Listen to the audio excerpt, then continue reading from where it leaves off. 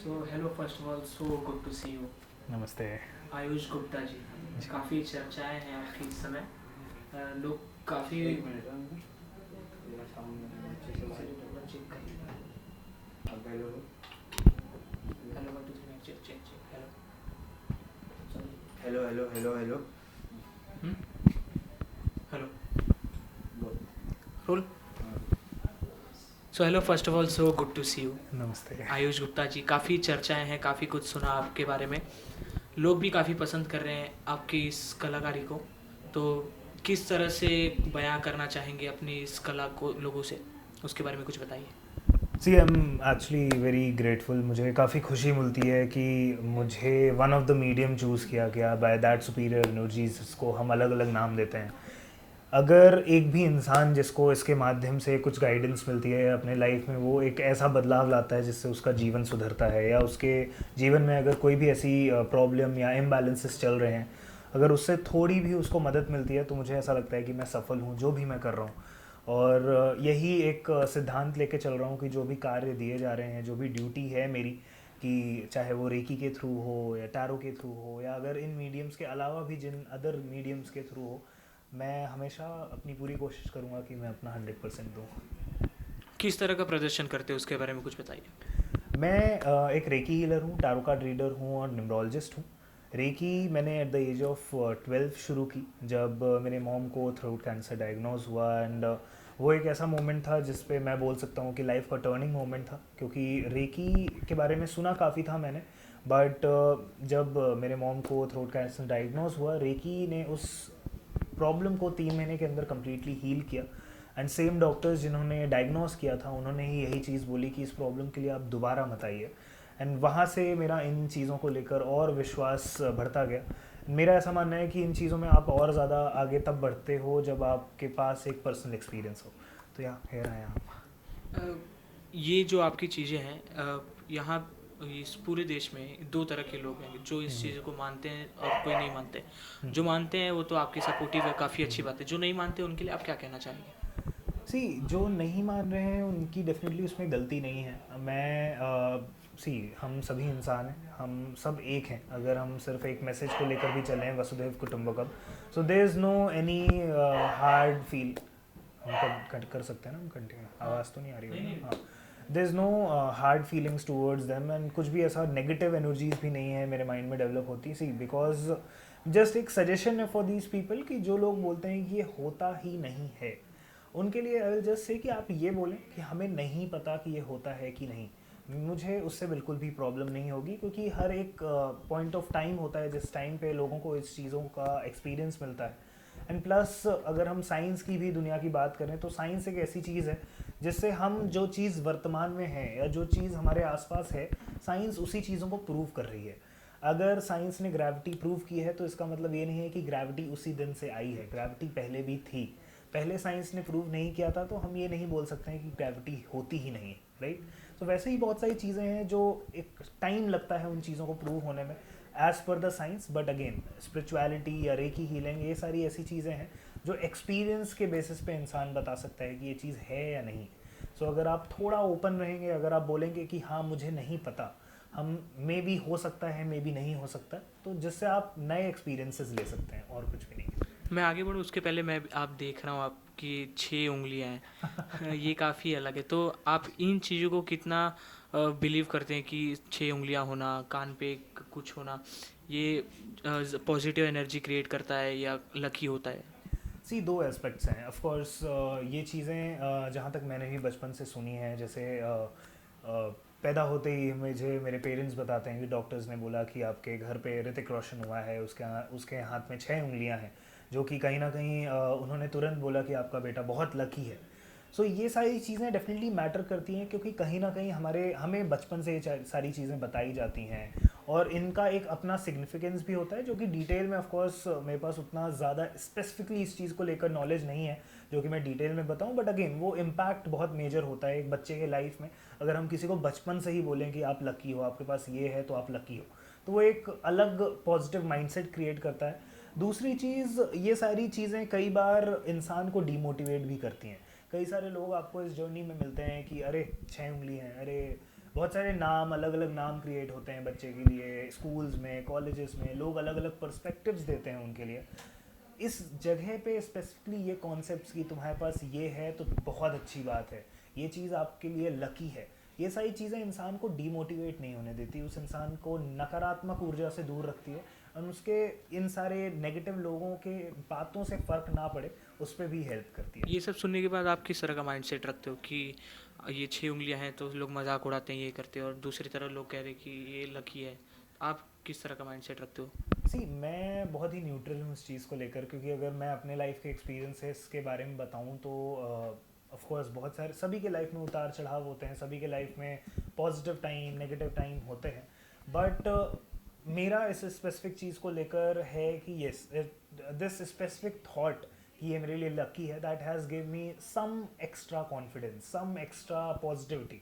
सो उस हिसाब से it's definitely very good. Plus जो नेगेटिव मैसेजेस हैं लोग जो देते हैं, मैं लोगों के लिए यही बोलूँगा, अगर आप इस चीज़ को नेगेटिवली लेते हैं कि लोग क्या सोचेंगे वो भी आप सोचेंगे, तो लोग क्या सोचेंगे। क्या बात ये बहुत ही एक बेसिक सा वर्स है जो बहुत सारे लोग बोलते हैं, बट बहुत सारी ऐसी चीज़ें हैं जिसको हम ऐसे बोल देते हैं कि अरे इसको तो हटाओ, ये हम बात करते हैं, ये तो बोलने वाली बातें हैं, इसको हटाओ, हम प्रैक्टिकल बात करते हैं।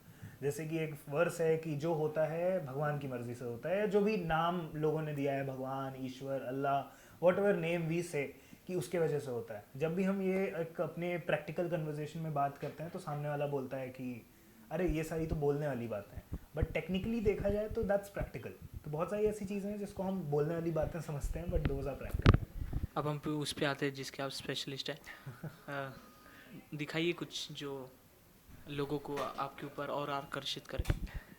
सी, मतलब इट्स टैरो कार्ड रीडिंग, तो ऑफ कोर्स अगर आपके पास कुछ क्वेश्चंस हैं related to the field of work you are into, तो डेफिनेटली आप पूछ सकते हैं, तो I would love to answer them. ये पहले ये समझाइए किस तरह से काम करता है उस।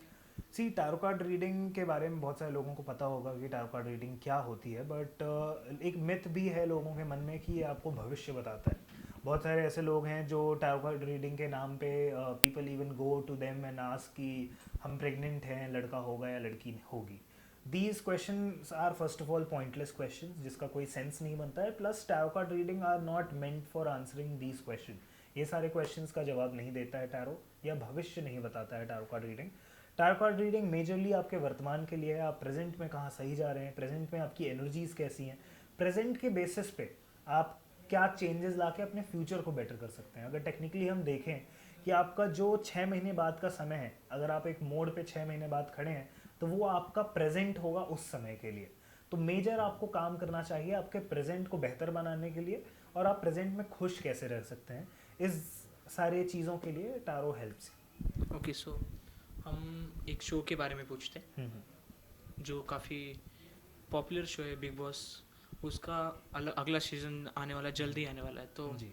उस सीज़न के बारे में बताइए कि वो कैसा चलने वाला है, कैसी टीआरपी होगी, क्योंकि कुछ ही 1-2 सीज़न है जिसकी टीआरपी काफ़ी ज़्यादा आई है, जी। उसके बाद से लो लो लो होती गई है। तो चाहे ओटीटी हो चाहे सीज़न वाइज हो, उसके बारे में कुछ बताइए। एक मिनट, रेडी सर। जी।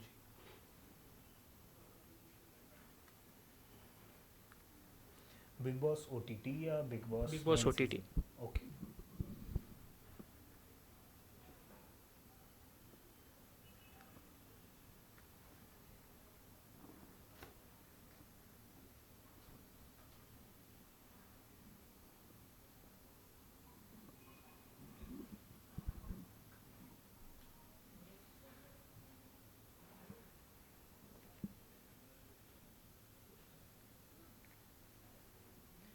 ओके, सी, कहीं ना कहीं बिग बॉस ओटीटी जो इस साल आ रहा है, what I am able to see from the point of makers as well, makers एक पॉजिटिव रिस्क ले रहे हैं अगेन। इस साल उनका मेजर एक वो नहीं था कि मतलब ऑफ कोर्स लास्ट ईयर उन्होंने शुरू किया था तो ये फॉर श्योर था कि ये सीज़न उनको करना ही है, बट देन ऑल्सो उनके माइंड में कहीं ना कहीं रिस्क है इस चीज़ को लेकर कि ये ओटीटी सीज़न अच्छा जाएगा या नहीं। बट या अगर उनको इतनी मेजर एक्सपेक्टेशन नहीं है, but then also they have taken the risk, and कहीं ना कहीं ये रिस्क उनके लिए फेवरेबल होगा, and which will even decide कि वो आगे भी कुछ साल इसको कंटिन्यू करें। क्योंकि ये season specifically big Boss OTT की मैं बात कर रहा हूँ, तो ये सीज़न उनके लिए बेनिफिशियल होगा in the terms of benefits, of financial benefits, plus इस सीज़न में जितने भी कंटेस्टेंट हैं, आई डोंट नो कितने नंबर ऑफ कंटेस्टेंट होते हैं, बट स्पेसिफिकली 2 से 3 लोग ऐसे होंगे जो काफ़ी मेजर एनर्जी लेकर जाएंगे इस शो की। बाकी भी डेवलप करेंगे, बट टेक्निकली जो एक एसेंस होता है बिग बॉस का, वो 2 से 3 लोग इस साल बहुत ज़्यादा लेकर जाएंगे। That is one of the thing I am able to see, क्योंकि कई सारे ऐसे सीजन्स होते हैं जिसमें जितने मेंबर्स हैं वो सारे ही कुछ ना कुछ फेम लेकर जाते हैं, अच्छा फेम लेकर जाते हैं। कुछ सीजन्स ऐसे होते हैं जो बहुत कम लोगों को बेनिफिट देकर जाता है, तो कुछ सीजन्स में एक इंसान ही ज़्यादा फेमस होता है, बाकी लोग उसके आगे नीचे दब जाते हैं।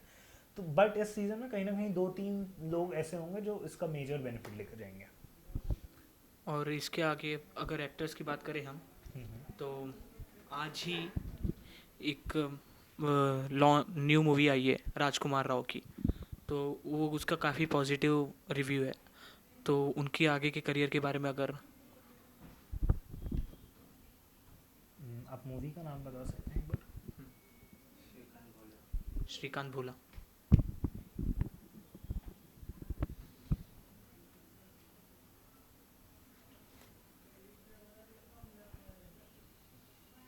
ओके, सी अगर मैं इस फिल्म की बात करूं तो फिल्म कहीं ना कहीं टेक्निकली देखा जाए तो इट्स एक्चुअली गुड।